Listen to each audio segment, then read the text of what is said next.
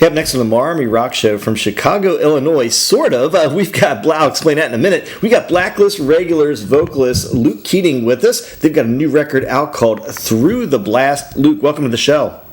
Thank you so much for having us on. So, for folks that don't know your band, give me a little of the history of the band. I said sort of from Chicago because you guys are really sort of an international band come together in Chicago, aren't you? Yeah, correct. So, I moved to Chicago about 3.5 years ago, and was, more or less on a mission to put a band together here. And my wife, by the way, is from Michigan, so that was the reason why. I'm originally from Ireland, so she wanted to move back closer to home. So I said, all right, let's go. And I met the drummer in Chicago, and he had a brother who played bass. Well, actually, he played guitar. He wound up playing bass later on. That's another story. And the three guys all know each other, and they're all from Venezuela originally. So it seems like such an unlikely meeting. Tell me how that first went when you all got together. The conversation and how it went of forming a band from a guy from Ireland, a group from Venezuela in Chicago. I know, right? Well, the band kind of went through a couple lineup changes, and I had met Tomas had come in for the drums, and I thought, well, this guy's the guy for the drums. But we actually met in a coffee shop and started talking about bands, generally how things start, and we had a lot in common, a lot of the same musical tastes, similar vision for what we wanted to do. And he was kind of like, I got the guy for this and I got the guy for that, and he felt pretty comfortable with that, so we kind of changed the lineup to what it is now, which is Blacklist regulars. So hey, let's talk a little bit about the record. I know it's a couple years in the making. Where'd you record it and who produced it, and talk about the journey in recording it? So we put out something very small when we got here. We put out like a very small EP, which we did like in our rehearsal space. It was great because our guitarist produced it, and he's a great producer, and he produced this record too, Arturo Barnus, and we did it at Wall of Sound in Humboldt Park in Chicago. So it's like the kind of a like punk rock studio. So there are no frills, and they just more or less gave us the keys and just let us go about our business. And but it was a while coming. It was a couple of years. Generally any band that's trying to put something together, there's always creative differences, finances, and lots of other things to get right before you can actually get the record right too. And but it was a pretty quick process once we went into tracking the record. So we were all pretty much agreed what we were doing, and we wanted to make this record like something that could be replicated live. There's not like 20 overdubs on guitars, and there's not like 50 stacked vocals. Because sometimes we wanted to basically do something that could be replicated live, and that's what we did on this record. So listening to the tunes today, man, I want to learn a little bit more about the tune Falling from the Sun. It has a really contagious vibe to it. Tell me more about that tune.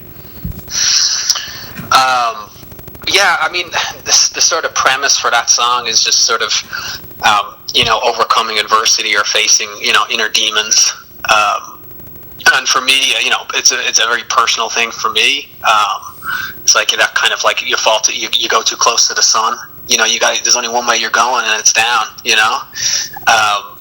And for me, I've gone through a lot of stuff in my life, and I'm 7 years sober.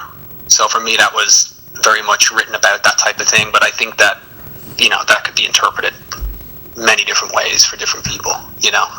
So tell me a little bit more about the writing of that song. Like the guitar riffs are it's an interesting tune. It's not, I can't put a label on like what kind of style it is.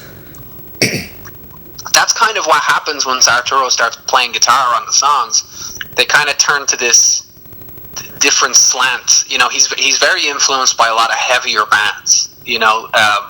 This is what's kind of interesting about the band. I have more classic rock sensibilities. I listen to a lot of different music and a lot of different genres. Tomas is more like Nine Inch Nails, bands in that sort of space.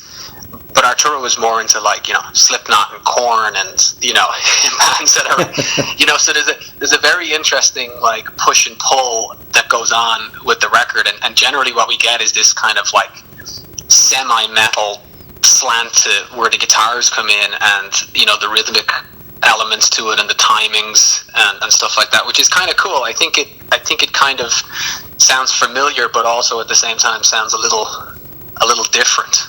I think it's a good mix. So one of the tunes I was drawn to a lot was Superhuman, and every time I was watching the lyric video a couple times today, and every time I think I got it figured out, the lyrics, what it's about, it kind of changes. So tell me a little bit behind the message behind that song. I mean, I guess it's supposed to be written, nobody's superhuman. I had actually written that song after I had read Slash's autobiography. I was a massive Guns N' Roses fan, and the song is more or less, people want people to stick around forever, but not really knowing what's going on behind, Yeah. And that's more or less, if you stay where you are, all's forgiven. Those lyrics in it, save those faces, we're calling out the names of those, but you never see the pain though, it's shooting through their arms. That's kind of what it's written about. We want everybody to stay where they are, but inevitably people can't stay where they are forever. And it was written from that kind of perspective, I think. So you guys have a really nice little tour you recently announced planned for October and November. So why don't you tell folks a little bit more about that? So we're going to be on the Powerman 5000 tour, which is coming up with Head P is going to be on that tour, and Edema's going to be on the tour. Dates are coming in thick and fast at the moment. It's going to be, just to give you an indication, that we're looking at like Wisconsin, Ohio, New Jersey, or all the East Coast. I think we're hitting Florida, and we're coming back through the Midwest, and I think it finishes up in Vegas. I think that's where the last spot is, but some of the dates are moving, back and forth. So I think it's finishing there. So they're coming in as we speak. But I think there's about 26 to 30 on that tour, and then the label are talking about us hopping on something else straight afterwards. Keep it all going, So we're really excited about it. So it'll be a great opportunity to explore the country for sure. So it seems like, looking just at that that lineup alone with Powerman and Head P, it seems like you share the stage with like a diverse bunch of bands. Like sometimes it's these kind of bands, sometimes it's different bands. Do you guys change your set list depending on who you're playing with, or are you guys just kind of who you are on stage? That's a good question, actually. I've always brought that up. Hey, it might be because if you listen to the record, there's some more heavier songs that would suit, if you're opening for certain other acts more so than the others. But for the most part, we've stuck to the set list that we've had right now. But that's something that's you're in my corner, basically. That's what I'm telling you.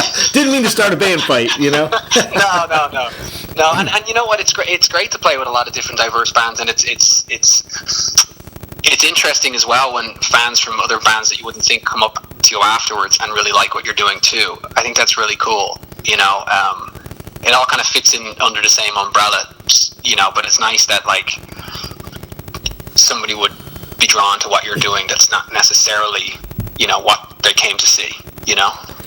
Now, a lot of bands when they go on tour have to do the obligatory kind of radio thing you're doing now, but a lot of them do that like acoustic morning thing. Have you guys transposed any of your tunes acoustically, and if so, which ones work the best acoustically for you guys? So we've done a couple. I think we've definitely done Superhuman. We've done Denial. We've done Enemies off the record. I don't know if we tackled an acoustic version of Fallen from the Sun. I think it's just been those three. Break the Chain, I think we did an acoustic version of before. But that's also something we also need to do, because that's very much a proponent of being on the road, that people want acoustic sessions in the morning. So a little bit of work to do. We'll get it done. Now, I don't think there's any on the album that I saw. Have you guys ever snuck an acoustic, a cover tune in your set anywhere? Do you do a cover tune at all?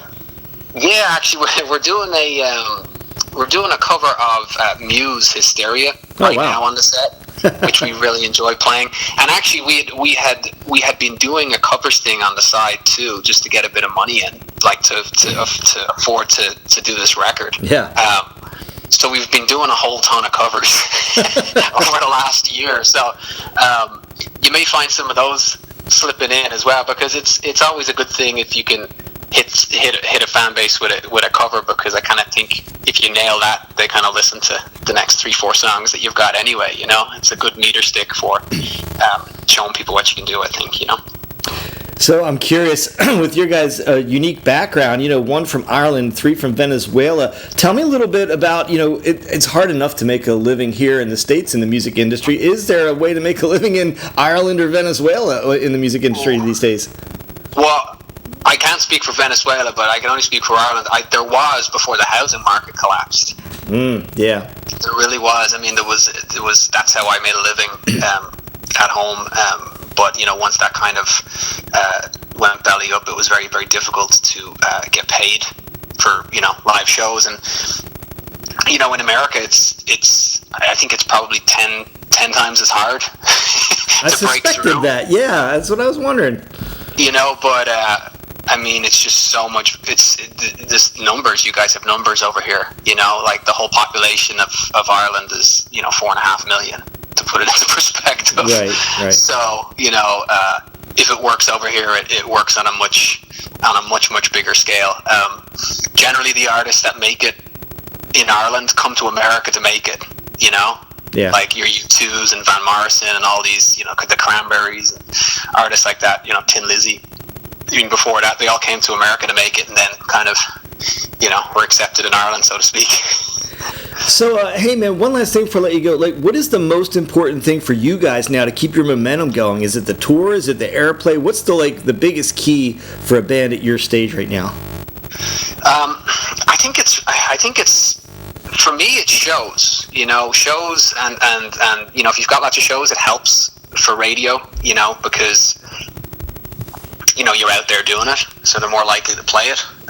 But I think it's like a combination as well, that and your social media and, you know, it being pushed and you being out there playing in front of people. You know, I really think, you know, hearing a band on a record and then hearing them live is a different story. So we're just, you know, we're trying to give a great performance every night and try to be better than the last night, you know, and try to perfect it. And, you know, I think a great way to do that is to go out on tour this size, because, you know, well, it's going to be a lot. It's going to be a lot better, you know, by the time you get off the tour. Well, you guys got a nice tour coming up in October, November with Powerman 5000 and Head P. We've been talking with Luke Keating. He is the vocalist of Blacklist Regulars. They're out of Chicago. The new record is Through the Blast. Luke, man, thank you so much for spending time with us today. Appreciate it. Thanks for having me on.